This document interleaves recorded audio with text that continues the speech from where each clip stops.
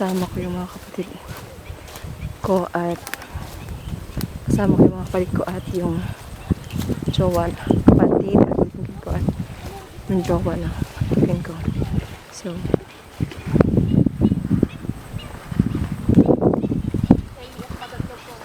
napaka-peaceful dito guys. Sobrang ganda ng view.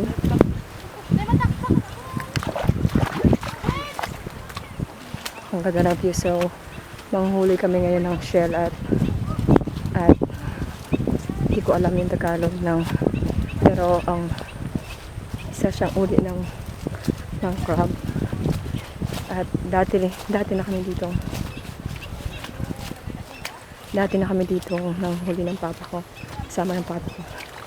So palagi kami dito nang huli noong mga panahon na hindi pa na ano yung paa niya. So ngayon guys, hindi na siya masyadong makalakad ng palayo.